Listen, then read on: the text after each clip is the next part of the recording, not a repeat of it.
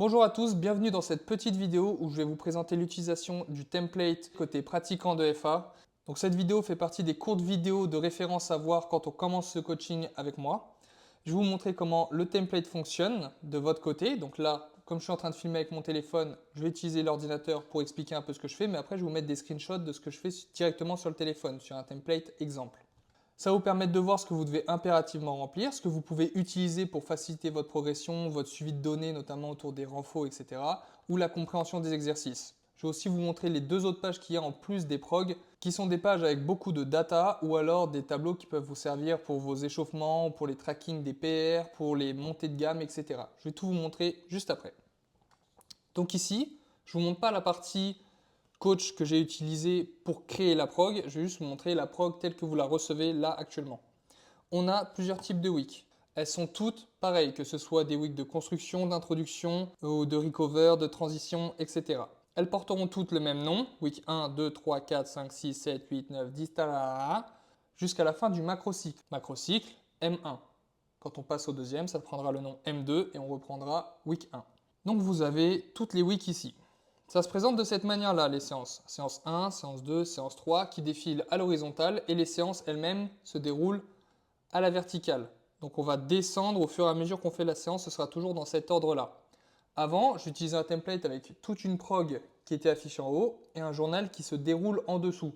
Ça prenait beaucoup de place de calcul dans le fichier, notamment avec des feuilles de prog qui avaient des milliers de lignes parce que j'utilisais des formules pour créer ça. Maintenant, j'utilise un script qui va être côté coach, donc ça permet de moins prendre de la place de votre côté. Ça génère avec un script, donc on a notre journal qui se déroule directement dans la séance. Elle est juste là. On a notre journal juste ici pour le squat, donc le squat c'est un 3x2 à 160 et le journal ici détaille première série de x2, deuxième série de x2, troisième série de x2. La partie claire, juste ici, c'est la partie qui est à vous. Il y a 4 colonnes. La colonne load, la colonne RPE, la colonne mètres par seconde et la colonne note. La colonne load, juste ici, sert juste à mettre la charge que vous avez utilisée pendant votre série. Donc si c'est la même charge que la charge la plus haute de la fourchette de charge, ça fait beaucoup de charge, vous n'avez pas besoin de la remettre, ce sera calculé automatiquement. Par contre, si vous avez mis une charge qui est comprise dans cette fourchette, alors il va falloir la noter ici. Déjà pour moi, pour que je puisse le voir quand je vais revenir sur la prog. Et ensuite pour le data tracking qui va le prendre en compte. Ensuite ici, on a notre colonne RPE. Donc que ce soit pour les renforts ou pour les mouvements de compétition, c'est toujours la même colonne. Pour les renforts, c'est un RPE libre. J'ai pas mis le menu déroulant. Par contre, pour les mouvements de compétition, on a un menu déroulant qui va du RPE sub 5 jusqu'à 10 et fail, bien sûr. Si dans le menu déroulant, il y a le mot fail, c'est pas pour rien, c'est juste pour que ça exclue les séries qui sont fail du data tracking. Le nombre de séries effectives qui a été fait à une certaine charge pour un PR, par exemple, ça permet de les exclure directement du tracking automatique. Ensuite, on a la colonne mètres par seconde si on travaille à la vitesse. Pour l'instant, le template n'est pas encore optimisé pour ça. Je referai une autre vidéo pour ceux qui travaillent à la vitesse que je mettrai avec les autres liens pratiques. Et juste ici, on a une colonne notes qui sert à deux choses. Soit pour vous, pour les notes perso que vous allez mettre, ou alors c'est ici que va s'afficher les PR. Quand on va s'approcher d'un PR par exemple, 3x4, et que vous vous approchez de votre max qui a été enregistré par le data tracking du template, ça va le marquer. Ça va mettre PR-5, PR-2, plus 5, etc. Mais ça, je vous le montrerai parce que c'est stocké dans la feuille annexe juste ici, et on y reviendra un peu plus tard. C'est les RPE au niveau de vos séries de travail qui sont impérativement à remplir.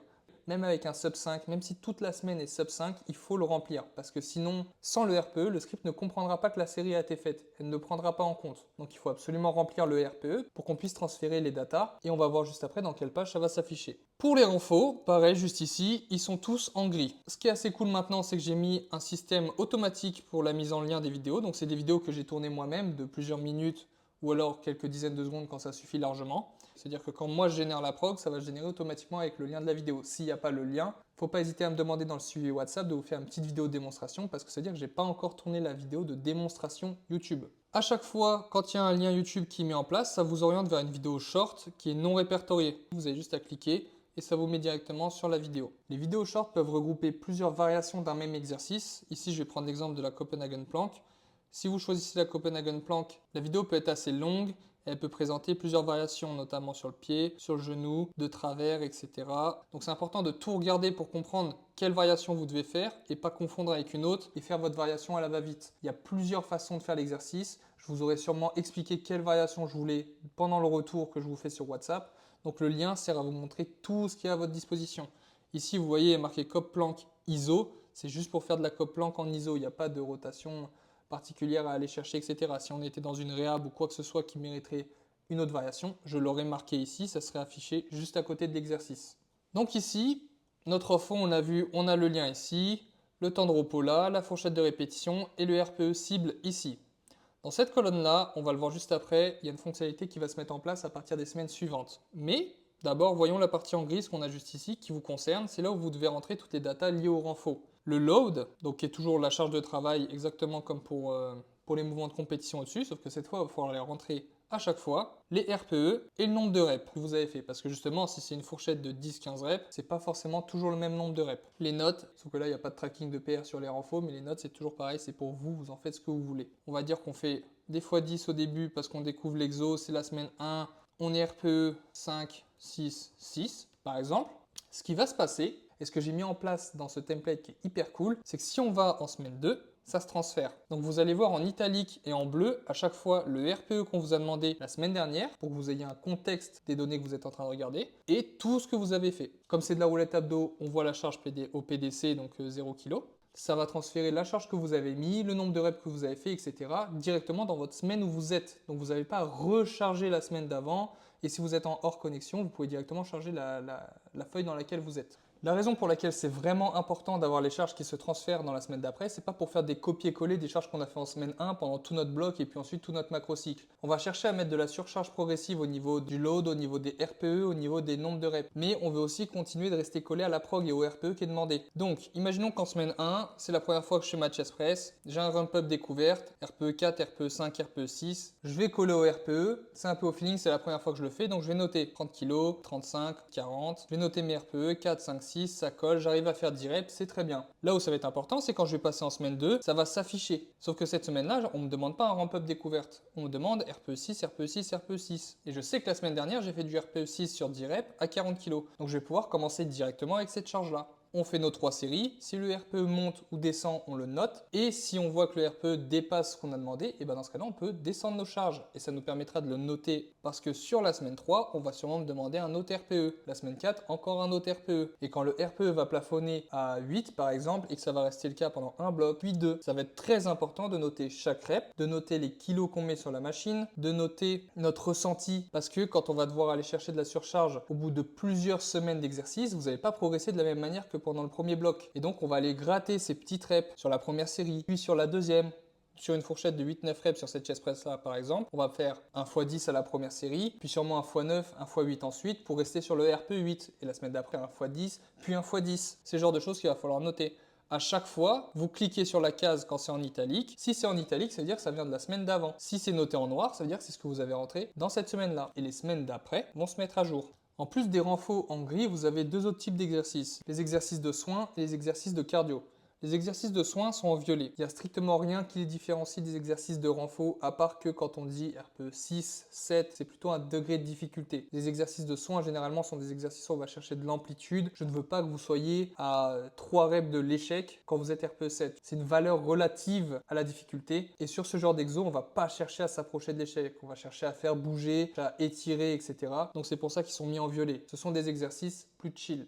Le cardio, en revanche, c'est du cardio, hein, force à vous. Ici, on a fait le tour de tous les types d'exercices. Donc, je vais remplir les RPE de cette prog en entier pour vous montrer ce que ça donne ensuite. Mais ce pourquoi je veux absolument qu'on utilise ça, c'est pour ceux qui s'entraînent en mode avion et qui screenent leur séance. Comme ça, pour ceux qui s'entraînent directement sur le template, vous avez juste à notifier les charges ou les répétitions ou les RPE qui ont changé par rapport à la semaine d'avant et ça se mettra à jour pour les semaines d'après. Et pour tous ceux qui s'entraînent en mode avion, donc avec un screen de la séance, vous avez juste à regarder votre screen pour vous rappeler ce que vous avez fait de la semaine d'avant. Pour moi, et en tout cas avec moi, quand on travaille avec moi, vous faites ce que vous voulez dans votre coin. Si vous avez envie de payer un coach et de suivre une programmation, tout ça pour ne pas être très sérieux à côté, il n'y a pas de problème, vous faites ce que vous voulez de votre argent, d'accord ? Mais il ne faudra pas chouiner quand ça stagne, quand le physique il stagne, quand les perfs stagnent, etc. Il n'y a que deux façons de faire avec moi liées à la programmation. Et ça va être principalement lié au téléphone. Soit vous êtes du style à être sensible aux notifications, à avoir des pastilles sur toutes vos applications, des banderoles qui s'affichent, des ding ding ding en continu. Et dans ce cas-là, l'entraînement, il est caput. Si vous fonctionnez comme ça, il faut se mettre en mode avion. Tu screens la séance, le template fonctionne pour ça, tu le screens, tu as toutes les infos qu'il faut, tu fais ta séance, puis tu retires le mode avion une fois que tu as fini ta séance, puis tu remplis le template avec tes notes sur lesquelles tu auras marqué tous tes RPE et tes charges de renfort. Si au contraire, tu es moins sensible à ça, par exemple parce que tu n'as pas les notifs, déjà en 2026, je comprends pas comment ça se fait qu'on ait encore les notifs, mais tu n'as pas les notifs, le fait qu'il y ait une pastille sur une application, ça t'attire pas comme un accro au casino sur l'application, etc. Tu peux remplir directement sur le log, il n'y a pas de problème. Mais le fait de s'entraîner directement sur la prog, en 4G, avec des notifications qui pop dans tous les sens, de ton pote qui t'envoie un réel que tu regardes pendant ton temps de repos juste avant ton top 7, c'est pas un truc que je vais qualifier de très intelligent pour performer. Donc j'ai fait le template pour qu'il fonctionne comme ça. Il peut fonctionner en mode avion. Ça fait des semaines que je m'entraîne en mode avion où juste je screen ma séance, je vais à la salle, je la fais. Et je trouve ça hyper important de prendre cette habitude-là. Ok, donc là je viens de finir de remplir notre exemple de template. Donc avec les RPE, je vais le synchroniser depuis mon template coach. Et à partir de ça, ça va mettre à jour toutes les séries de travail par rapport au RPE. Et ça va générer toutes les datas dont on a besoin pour afficher les graphiques du dashboard. Donc le dashboard, c'est juste un calendrier qui va se générer au fur et à mesure vers la droite en cumulant tous les macrocycles les uns après les autres. Donc là, on voit que tout un macrocycle s'est généré, le M1. Dans cette partie-là, vous n'avez rien à toucher, d'accord? Vous pouvez venir voir, vous pouvez venir curieusement regarder vos datas, comment elles évoluent, etc. Mais vous n'avez rien à remplir.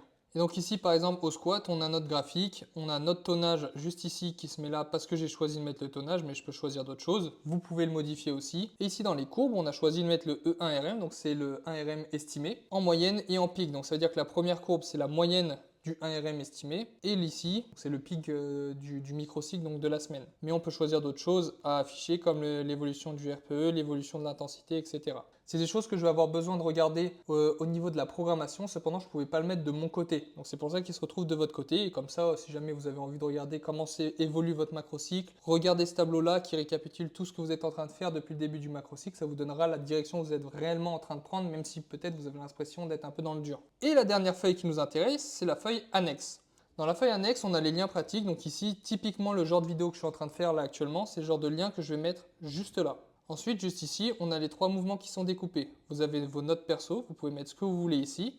Les warm-up que moi je vous impose, donc ce sont des exercices qu'on aura soit discuté via la conversation WhatsApp, soit moi qui me serais dit en voyant vos mouvements, tel exercice de mobilité ou tel exercice avant, ça serait plutôt une bonne chose à faire. Ça fonctionne exactement comme les renforts, vous avez des liens, vous cliquez dessus, ça y va directement. Et juste en dessous, on a le calculateur de charge, donc qui est séparé par mouvement parce que c'est indexé sur le 1RM. Donc les formules qui sortent dans les cases ici qui vont vous indiquer le nombre de reps et la charge à faire vont être indexées sur votre 1RM à vous. Donc vous ne pouvez pas utiliser le calculateur d'un autre quand vous allez calculer vos montées de gamme. Ça marche hyper simplement, vous mettez le nombre de reps que vous devez faire ici, vous mettez la charge cible, par exemple ça, et ça vous dira exactement quoi faire selon le 1RM. Donc ici ça paraît des gros gaps, mais c'est parce que j'ai mis un 1RM pour cette programmation à 220 kg. Par exemple ici, je sais qu'au bench j'ai mis un 1RM à 140, on va dire que le boog il doit faire un triplé à 135, c'est bien ambitieux, voilà. Ça sortira toutes les barres dont vous avez besoin. Ça vous dira aussi comment les faire. Donc si j'ai pas mis de précision de mon côté, il y aura toujours comp qui va sortir. Mais exactement comme pour les exercices d'échauffement, je peux vous dire de faire votre première barre en RDL par exemple pour le deadlift. Je peux mettre des tempos pour le squat, vous dire s'il faut mettre les genouillères, la ceinture, les deux dès le début ou en mettre aucun dès le début, commencer en row. C'est le genre de précision que je vais mettre ici. Vous devez à la fois jeter un œil sur le calculateur pour voir ce que je vous conseille de faire pour faire votre montée de gamme. De toute façon, on en aura encore une fois discuté sur WhatsApp ou alors même utiliser le calculateur pour définir vos charges de montée de gamme directement grâce à lui. Il sera personnifié au moment même où il est généré. Ça veut dire qu'à partir du moment où il est dans votre prog, il est indexé sur votre 1RM actuel. Le log calculateur d'il y a un an ne fonctionne pas pareil que celui de maintenant, parce que vous aurez progressé sur votre 1RM et donc les charges vont être relativement différentes, donc vos montées de gamme seront différentes elles aussi.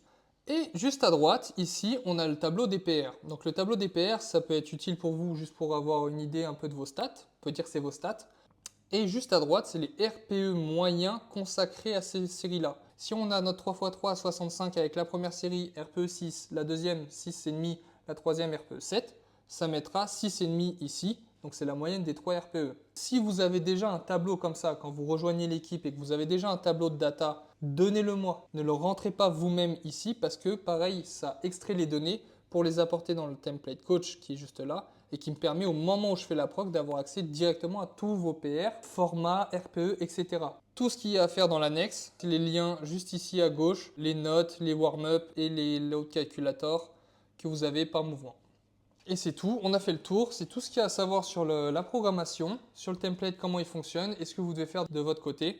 Vous avez accès à vos notes perso si vous avez besoin, vous pouvez rentrer vos RPE et vous avez tout le système de tracking pour les renfos qui est hyper important à mon sens. Et si jamais vous ne fonctionnez pas comme ça, soit par screenshot, soit en hors connexion à rentrer directement vos datas dans vos renfos, peut-être qu'il va falloir revoir cette manière de travailler quand vous êtes à la salle parce que vous vous laissez sûrement des kilos sur la table. J'espère que vous avez tout compris. Pour ceux qui sont actuellement en suivi avec moi, s'il y a des choses que vous n'avez pas compris après cette vidéo, envoyez-moi un message directement via WhatsApp. Et pour les autres qui sont juste des curieux qui passaient sur la vidéo YouTube, n'hésitez pas à laisser un commentaire. Comme ça, je pourrai répondre afin que vous compreniez un peu plus comment moi je travaille avec ce template.